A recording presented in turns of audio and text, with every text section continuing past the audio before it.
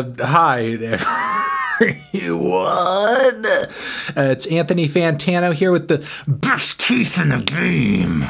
And it's time for another edition of Let's Argue, where I go on the internet and I argue with you for some frickin' reason. Why do I even do this? Daft Punk breaking up is actually not a bad thing. I rather have them leave before they start creating stuff that is just there to make money and not enjoyable at all. Well, honestly, at this point in their career, would Daft Punk ever have made a record purely for the money? Well, I mean, I'm sure they got some buco bucks off that Tron soundtrack, but honestly, if Daft Punk kept coming out with music past Ram, I don't think they would have just been doing records because, oh yeah, we want those bucks. Ultimately, I think the worry would have been putting out something that was uninspired, putting out something that they didn't feel the need to. Each record, each project they have put out very consistently over the years seems to have an intention behind it in terms of not just the quality of the music, but the message they want to send with it and the impact they want it to have.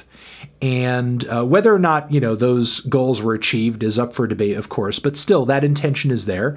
And maybe at this point they just felt like, you know, we've made our statements, we've said what we wanted to say. Daft Punk has run its course. We've done everything we wanted to do as Daft Punk with Daft Punk.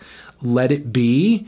And voila. And I'm happy about that. I'm happy about that. I think they ended it Breaking Bad style. You know, they ended the story. They closed it off with a really cool, you know, creative, personal, nostalgic, retrospective concept album, Ram. And yeah, creatively, I think it was a high note that they left on, and I agree. I'm glad that they did that. I would rather they do that than something that they weren't proud to put out. You didn't review NFs Search album because you knew how highly rated it was, and you don't like NF, so you didn't want to receive the hate. I've never gotten hate before on the internet. Is it scary? This one really did make me look it up, though. I was aware of this record, and I did get requests to review it and stuff, but I wasn't aware of like what the ratings were generally. Checked on Rate Your Music. No, there's not a single high rating for any NF albums. I went to see what the critical ratings were on Wikipedia, and we have like a 7 on AllMusic, 4 Hip Hop DX, 4 Pitchfork, 2 stars from Rolling Stone, and then damn, 4 positive ratings from Jesus Freak Hideout. You know an album is a banger when the Jesus Freaks are riding hard for it. You do not appreciate simple and easy music that is fun to listen to. You guys are literally the audience that on multiple occasions has been up my fucking ass for liking that Lil Pump tape and liking Yachty's Lil Boat mixtape. I literally made that freaking Jessie Ware album my album of the year. Or was this disco album too complex? Melon, is it harder to be blown away by an artist if he has released multiple very highly rated projects in the past, therefore all upcoming projects are not scored as highly because you already kind of know what to expect? I don't know, I feel like multiple good albums, multiple high ratings kind of primes the pump for a 10. You know, for a super high rating, in my opinion. I think it's kind of harder to be blown away by somebody who's just coming out of the gate, especially since a lot of debut albums do run a little derivative, and a lot of artists on their earliest stuff do tend to still be in the process of finding their sound at least a little bit. Yes, of course, you do have your artists out there who often, you know, the first album is the best album, and that record does seem to, you know, get a lot of critical acclaim as the years draw on and people are nostalgic for that time when their lives were better, and maybe they sort of see a certain artist's music as better too. But no, I think in terms of like getting high ratings and critical acclaim, like consistency is key. And just to specify so nobody is up my ass like a day or two from now, I mean like consistency in terms of quality across records. I don't mean making the same fucking thing over and over, okay? I think people should give more credit to Australian noise rock bands in the 80s such as Feed Time and Lubricated Goat for being the progenitor of grunge, as they heavily influenced the Seattle rock scene later on.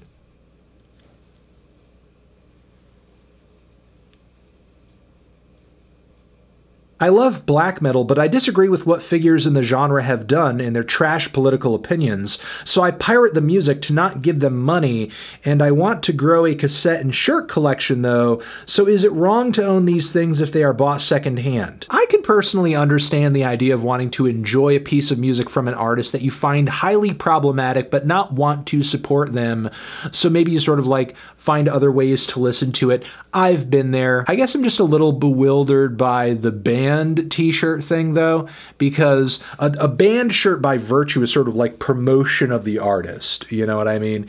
And if you don't like that artist's views, or you hate their views, or you hate something they've done in their past, I wouldn't wear the shirt. I wouldn't go out with the shirt unless I was ready to, like, you know, in an open way be promoting that artist. You know, that's not exactly the way to not be tying yourself to that artist, you know, problematic artist, but you kind of like their music and you listen to it in private. Okay. I can see that. You're not broadcasting it to the world. I understand. Taking their shirts, buying them secondhand, and then wearing them out and about, like, or maybe you're just kind of wearing the shirts privately in the same way that you're listening to the music privately, but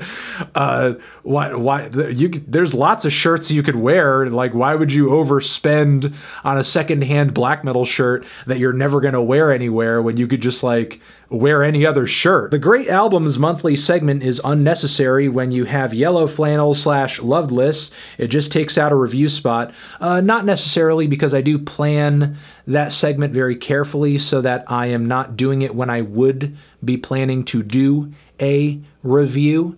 And on top of it, there are some positive reviews that do not have a yellow flannel attached to them that get shouted out in that video. And there are still videos with yellow flannels that weeks after having put them out, I still get questions and comments saying, hey, are you going to review the Nick Cave? Are you going to review this? Are you going to review that? So if you're under the impression that everybody is seeing every album that I'm reviewing just because YouTube is doing an amazing job of making sure everyone's seeing everything I'm doing, you're sorely mistaken. KG and LW would have been better as a double album instead of 2 individual albums. Why? It still would have been the same records with the same track lists, and with them both being out, they're effectively connected anyway and a part of the same ongoing series. I don't know. Frankly, I think it would be weird to make them a double album when they're essentially Volume 2 and Volume 3, which would, you know, be really strange in a serialized sense, I guess. I just don't see what difference this would make. 2020 was the year of the 80s throwbacks, which was true. You had The Weeknd, Dua Lipa. But there were a lot of disco releases this past year too. You had the Roisin Machine and the Jessie Ware. There was a lot of disco stuff everywhere. The Kylie Minogue too. Look, all I'm hoping for the next year is maybe just a little bit we're throwing it forward. Maybe we're all throwing it forward. But if we're really gonna throw it back, can we get at least five mainstream records that are like basically recreating the classic grindcore stylings of Napalm Death's Scum, or at least the sophomore record? Can one mainstream artist, just like Miley Cyrus, please, Miley, you can do it. Can one mainstream artist just like get up the guts to just grind it out for a whole record, like 30 songs that are a minute and change? Sometimes you give albums I don't care for higher scores than albums I really like. Oh my God.